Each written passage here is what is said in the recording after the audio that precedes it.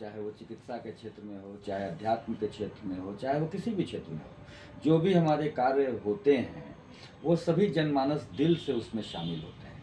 निश्चित रूप से अगर सामने वाले को ऐसा समझ में आया कि पटना साहिब में कोई नेतृत्व करता नहीं है, तो मैं उस चंद्रगुप्त की धरती का, चंद्रगुप्त का वंशज, पटना साहिब से आज हमने नामांकन किया है।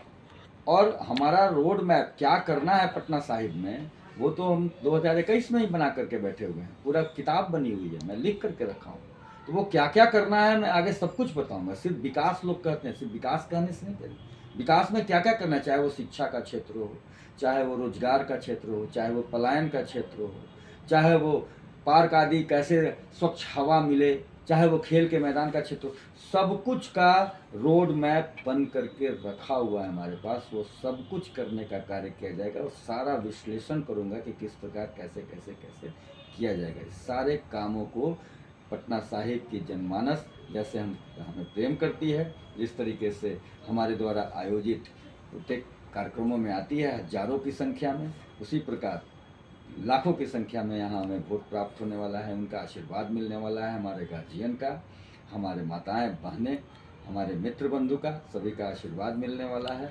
और उस आशीर्वाद से यहाँ पर अब यहाँ के एमएलए के रूप में, विधायक के रूप में मैं वह सेवा देने के लिए, जो मेरा पहले से संस्कारित है बच्चों में संस्कार चेंज करने का, वैसे ही यहाँ जनप्रतिनिधि के रूप में पटना सिटी को हमारे गार्जियन हैं माननीय नंदकिशोर यादव जी, उन्होंने बड़ा अच्छा काम किया, बहुत अच्छा काम किया। मैंने उनसे सीखा भी है कैसे वो मिलते हैं। बिहार का कोई भी वैसा नेता नहीं है जो बड़े आसानी से मिलता है।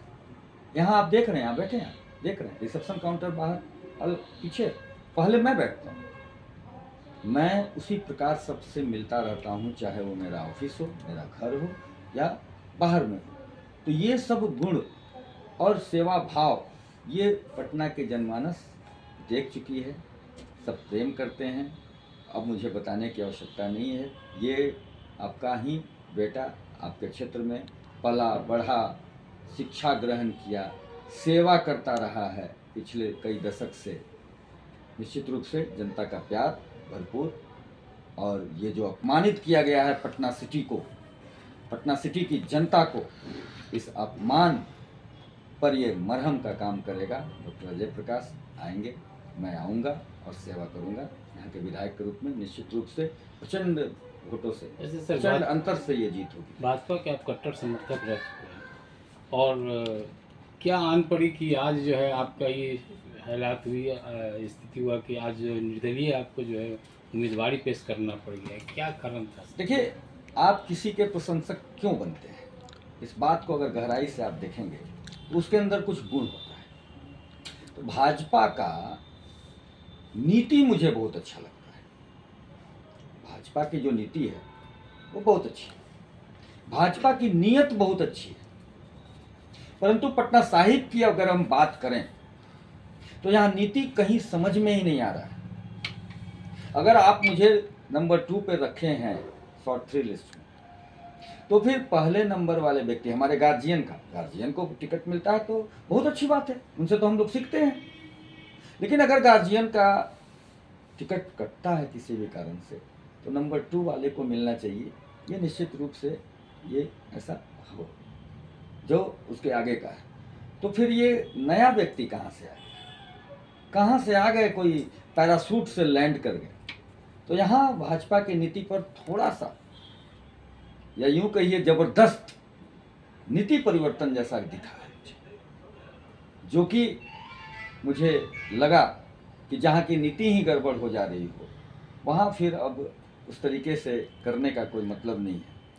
निश्चित रूप से ये मेरा खड़ा होना यहाँ पर निर्दलीय रूप में भाजपा को ज्ञान देने का भी, वहाँ के जो वैसे नेता जिनका यह निर्णय रहा, वैसे नेताओं को निश्चित रूप से यह ज्ञान भी मिलेगा कि हमारे जैसा भाजपा का कट्टर व्यक्तित्व, नीति का प्रशंसक, जन जन तक भाजपा की नीति को पहुंचाने के लिए विभिन्न प्रकार के कार्यक्रमों का आयोजन, चाहे वो बिहार हो चाहे वो बिहार के बाहर हो, करने वाला व्यक्ति भी अगर थोड़ी सी भी नीति की अंतर होती है तो वो बदल सकता है।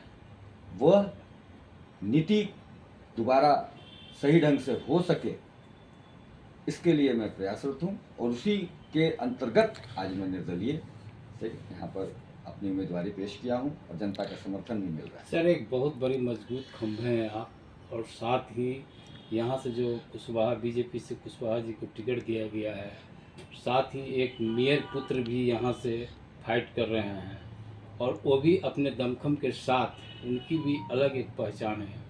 और सबसे ज़्यादा देखा जा रहा है तो बांकीपुर क्षेत्र में पटना साइड आपका जो है काफ़ी दिनों से संघर्ष कर रहे हैं और बड़े बड़े सभाएं की है, मगर इधर देखा जा रहा है कि डॉक्टर अजय प्रकाश और उधर देखा शिशिर मेयर के पुत्र है। तो क्या लगता है कि जिस तरह से भाजपा ने अपने कैंडिडेट को यहाँ उतारा है, उस पर कितना असर पड़ सकता है, और ख़ास करके जैसे आप ऐसे यहाँ के जो है मजबूत पिलर को जो आप खड़ा हुए, इस पर क्या प्रभाव पड़ सकता है? देखिए, सीधी सी बात है कि आप बार बार बांकीपुर बोल रहे हैं, निश्चित रूप से सॉरी मांगने की चीज़ नहीं है। आपके मुंह से इसलिए निकल रहा है क्योंकि मैं तो पूरे पटना का हूँ, पूरे पटना में मुझे प्रेम मिलता है और पूरे पटना में मैं नज़र आता हूँ। लेकिन पटना साहिब मेरा घर है और मेरे घर के किसी व्यक्ति को जिसमें अत्यधिक गुण हो और उस गुण को दरकिनार करते हुए किसी बगल के व्यक्ति को यहाँ पर ला करके थोप दिया जाए, तो आपको पता है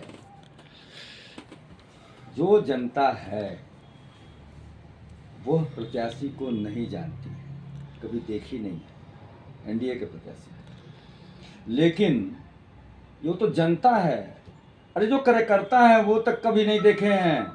कितना असहजता होगा।